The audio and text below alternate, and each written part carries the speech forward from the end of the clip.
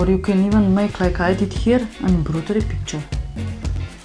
I have first embroidered the template and then I have attached it to the paper and framed it.